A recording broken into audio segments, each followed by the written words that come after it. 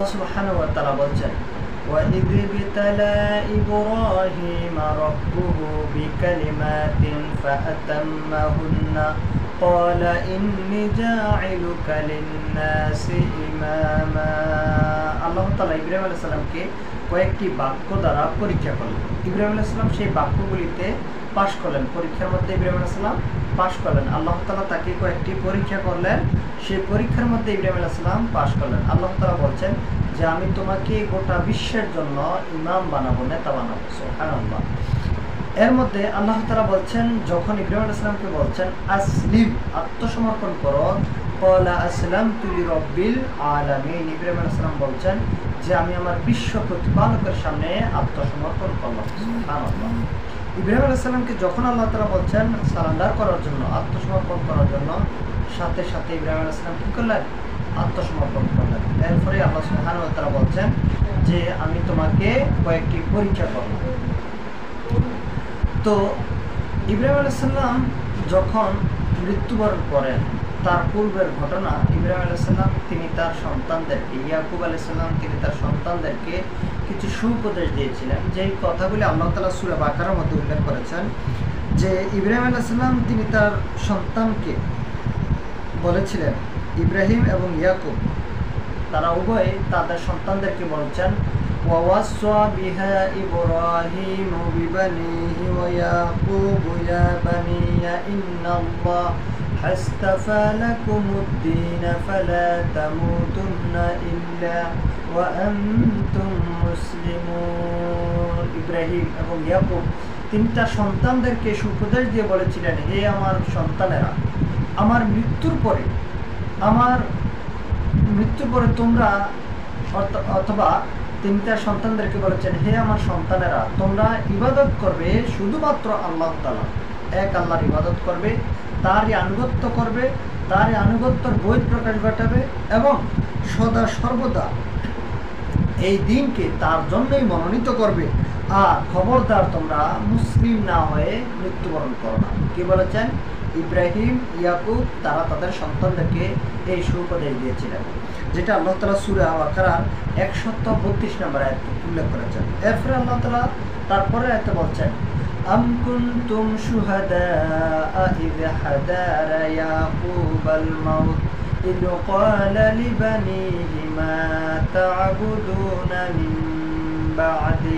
ইব্রাহিম, ইয়াকুব তিনি তার মৃত্যুর শয্যায়, মৃত্যুর পূর্ব মুহূর্তে তিনি তার সন্তানদেরকে জিজ্ঞেস করলেন, হে আমার সন্তানেরা, আমার মৃত্যুর পরে তোমরা কার ইবাদত করবে, কার গোলামি করবে? জবাবে তারা বলেছিলেন, ক্বালু না'বুদু ইলাহাকা ওয়া ইলাহা আবাইকা ইব্রাহিম ওয়া ইসমাঈলা ওয়া ইসহাকা ইলাহা ওয়াহিদা ওয়া নাহনু লাহু মুসলিমুন।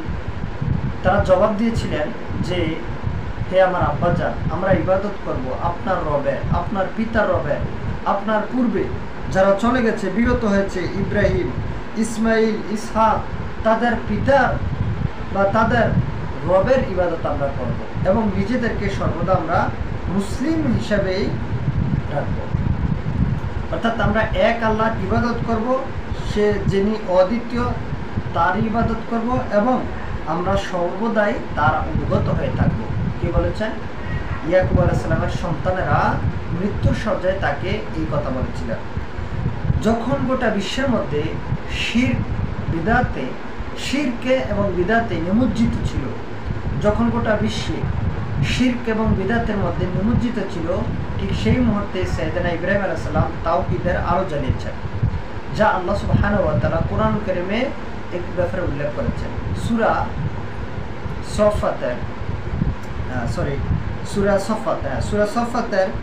101 থেকে 2 নম্বর আয়াত থেকে আল্লাহ তাআলা বলছেন যে ফালাম্মা বালাগা মাআহু সা'য়া ক্বালা, যখন ইব্রাহিম আলাইহিস সালামকে আল্লাহ তাআলা যে কয়েকটি বাক্য দিয়ে পরীক্ষা করলেন, তার মধ্যে একটি হচ্ছে সন্তান যখন বড় হয়, তখন আল্লাহ তাআলা তাকে স্বপ্নের মাধ্যমে উপদেশ দিলেন বা স্বপ্নের মাধ্যমে তাকে নির্দেশ দিলেন তিনি যেন তার সন্তানকে জবাই করেন।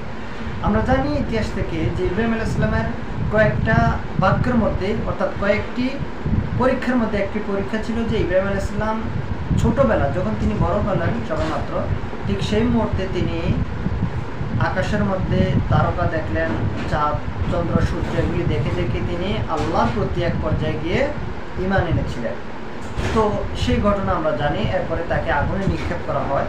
তার পিতা এবং সেই সময়ের যারা বড় বড় যে সমস্ত যে নমরুদ ছিল বা তার আশেপাশে যারা ছিল তারা সকলে সম্মিলিতভাবে তাকে আগুনে নিক্ষেপ করলেন এবং ইব্রাহিম আলাইহিস সালাম সেখানে আল্লাহর এই অগ্নি পরীক্ষার মধ্যে তিনি পাশ করলেন। দ্বিতীয় পরীক্ষাটা ছিল যে ইব্রাহিম আলাইহিস সালাম এবং তার স্ত্রী ছেলে সন্তানকে নিয়ে আল্লাহ তাআলা নির্দেশ দিয়েছিলেন যে তাদেরকে যেন তিনি কি করেন, মক্কার বা কাবাগরের পাশে মরুভূমি প্রান্তরে যেখানে মানুষ গরু ছাগল কোনো কিছু নেই এমন একটি জায়গার মধ্যে তাকে রেখে আসলেন। তিনি সেখানে তার স্ত্রী এবং সন্তানকে রেখে চলে আসছিলেন। সেখানেও তার স্ত্রী যখন বলেছিলেন যে আপনি কোথায় যাচ্ছেন, আপনার আমাকে এখানে এরকম একটি নির্জন জায়গার মধ্যে রেখে যাচ্ছেন, ইব্রাহিম আলাইহিস সালাম ইশারার মাধ্যমে বুঝালেন যে এটা আল্লাহর প্রদত্ত হুকুম, আল্লাহর নির্দেশ। তো তার স্ত্রী বলেছিলেন যে এখানে আপনি যদি যে আল্লাহর নির্দেশে আমাকে এখানে রেখে যাচ্ছেন, আমি আল্লাহর প্রতি পরিপূর্ণ আস্থা বিশ্বাস রাখি যে তিনি আমাদেরকে এখানে না খাইয়ে মারবেন না। যদিও সেখানে মানুষ গরু বা পানি কোনো কিছু ছিল না, কিন্তু এটা তার আত্মবিশ্বাস ছিল। তো সেখানেও দেখা গেল যে ইব্রাহিম আলাইহিস সালাম এই পরীক্ষার মধ্যে তিনি পাশ করলেন। 3 নম্বরের পরীক্ষা হচ্ছে যে সন্তানকে জবাই করার পরীক্ষা, যেটা আজকের মৌলিক বিষয়। তো আল্লাহ সুবহানাহু ওয়া তাআলা বলছেন যে তিনি তার সন্তানকে গিয়ে বলছেন, ইয়া বুনাইয়া ইন্নী আরা ফিল মানামে আন্নী আযবাহু ফানজুর মাযা তারা। হে আমার কলিজার টুকরা সন্তান, আমি স্বপ্নে দেখেছি তোমাকে জবাই করতেছি, তোমার রায় কি, মন্তব্য কি আমাকে জানাও। সন্তান জবাই বলছেন, ইয়া আবাতি ইফআল মা তু'মারু সাতাজিদুনি ইনশাআল্লাহি মিনাস সাবিরিন। সন্তান জবাই বলছেন, হে আমার আব্বাজান, আপনি স্বপ্নের ভিতরে যা আদিষ্ট হয়েছে আপনি তা কার্যকর করুন, বাস্তবায়ন করুন। আপনি আমার অধৈর্যের মধ্যে পাবেন না, বরং আপনি আমাকে ধৈর্য সিদ্ধের মধ্যে পাবেন। সুবহানাল্লাহ। তাহলে ইব্রাহিম আলাইহিস সালাম সেখানেও পরীক্ষার মধ্যে পাশ করলেন। এরপরে আল্লাহ তাআলা বলছেন পিতা ইসমাইলকে কোরবানি করার জন্য যখন তিনি প্রস্তুতি নিলেন, তখন আল্লাহ তাআলা সূরা সফফাতের 103 নম্বর আয়াতে বলছেন, ফালাম্মা আসলামা ওয়া তাল্লাহু লিল জাবিন। আমি ইব্রাহিমকে অতঃপর যখন তারা উভয় আনুগত্য প্রকাশ করলেন, তখন ইব্রাহিম আলাইহিস সালাম তার সন্তানকে কাঁধ করে শোয়ালেন। তখন আমি বললাম ওয়ানাদাইনাহু আইয়া ইব্রাহিম কাদ সাদ্দাকতা রুইয়া ইন্না কাযালিকা নাজিল মুহসিনিন। আমি ইব্রাহিমকে ডেকে বললাম, ইব্রাহিম, তুমি তোমার স্বপ্নকে বাস্তবে রূপ দিয়েছো। যদিও সেটা স্বপ্নের মাধ্যমে হয়েছিল, আল্লাহ তাআলা বলছেন যে তুমি তোমার স্বপ্নকে বাস্তবে রূপ দিয়েছ। আমি তোমাকে কেবলমাত্র পরীক্ষা করেছিলাম। মূলত আল্লাহর এটা ইচ্ছা ছিল না যে ইব্রাহিম আলাইহিস সালামকে তিনি জবাই করবেন, এটা ইচ্ছা ছিল না।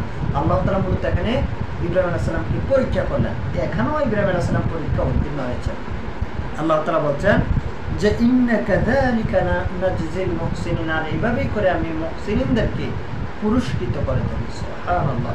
এরপরে আল্লাহ তাআলা বলছেন ওয়াফাদাইনাহু বিযিবহিন আযীম, আমি তাকে মুক্ত করলাম এবং এক মহান জবহের বিনিময়ে। আর আমি তার জন্য একটি বিষয় অর্থাৎ ভবিষ্যৎ বংশধরের মধ্যে কায়েম রাখলাম। এটা ছিল বড় ধরনের পরীক্ষা। আল্লাহ বলছেন ইন্না হাযা লাহুয়া বালাগুন মুবিন। আল্লাহ বলছেন অবশ্যই সেই দিনের সেই পরীক্ষাটা ছিল ইব্রাহিম আলাইহিস সালামের জন্য একটা বড় ধরনের পরীক্ষা। আল্লাহ তাআলা বলছেন সালামুন আলা ইব্রাহিম, ইব্রাহিমের উপরে সালাম। সুবহানাল্লাহ। ইব্রাহিম আলাইহিস সালামের উপরে শান্তি বর্ষিত হোক। কে বলছেন? আল্লাহ বলছেন। রাসূলুল্লাহ সাল্লাল্লাহু আলাইহি সাল্লাম ইব্রাহিম আলাইহিস সালাম সম্পর্কে বলতে গিয়ে বলছেন যে ইন্না ইব্রাহিমা খায়রুল বারিয়া, জগতের মধ্যে সবচেয়ে উত্তম ব্যক্তি হচ্ছেন সাইয়েদনা ইব্রাহিম আলাইহিস সালাম। এই জন্য আমরা দেখতে পাই যে আজকে এই যে আমরা যে সালাতের মধ্যে যে দুরূদ পড়ি, সেখানেও ইব্রাহিম আলাইহিস সালামের নামেই আল্লাহ তাআলা এই দুরূদকে আখ্যায়িত করেছেন। তো আশা করি বিষয়টা ক্লিয়ার।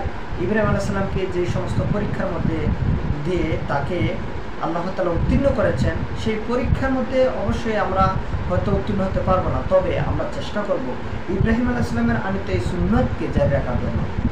এখানে আমাদের জন্য কিছু শিক্ষণীয় বিষয় রয়েছে। যেমন ইব্রাহিম আলাইহিস সালাম তিনি তার সন্তানকে যখন বলেছিলেন যে ইয়া বুনাইয়া ইন্নী আরা ফিল মানামে আন্নী আযবাহু ফানজুর মাযা তারা, হে আমার কলিজার টুকরা সন্তান, আমি স্বপ্নে দেখেছি তোমাকে আমি জবে করছি, তোমার রায় কি, মন্তব্য কি, শোনাও, তুমি আমাকে জানো। ইব্রাহিম আলাইহিস সালামের সন্তান তখন বলতে পারতেন যে আপনি এতদিন পরে এসেছেন, এসে আমাকে পরীক্ষার জন্য বলছেন, পরীক্ষা করার জন্য বলছেন, বা আপনি এসেছেন আমাকে জবে করার জন্য এতদিন পরে, এটা কি করে মেনে নিতে পারি? সন্তান এটা বলতে পারত। আজকের যুগের যে অবস্থা বা আমাদের যে অবস্থা, আমরা এটা বলতাম আমাদের পিতামাতাকে, এরকমটা বলতাম যে এতদিন পরে এসে আপনি বলছেন আমাকে জবে করার জন্য, এটা কি করে মেনে নিতে পারি? কিন্তু সাইয়েদনা ইব্রাহিম আলাইহিস সালাম যখন বলছেন, সন্তান কি সুন্দর জবাব দিয়েছেন যে ইয়া আবাতিফ আলমা তুমারু সাতাজিদুনি ইনশাআল্লাহু মিনাস সাবিরিন, হে আব্বাজান, আপনি স্বপ্নের ভিতরে যা আদিষ্ট হয়েছেন আপনি তা বাস্তবায়ন করুন, কার্যকর করুন, আপনি আমার অধৈর্যের মধ্যে পাবেন না, ধৈর্যশীলদের মধ্যে পাবেন। সুবহানাল্লাহ। তাহলে বোঝা যাচ্ছে যে ইসমাইল আলাইহিস সালামকে ইব্রাহিম আলাইহিস সালামের স্ত্রী কিভাবে তাকে পরিপূর্ণ বা সুন্দর করে তিনি তাকে কিভাবে মানুষ করেছেন, এখান থেকে এই বিষয়টা আমাদের সামনে ফুটে ওঠে। অর্থাৎ আমরা চেষ্টা করবো আমাদের নিজেদেরকে এবং আমাদের ছেলে সন্তানদেরকে যেন আমরা ওইভাবে মানুষ হিসাবে গড়ে তুলতে পারি। আল্লাহ তাআলা সেই তৌফিক আল্লাহ তাআলা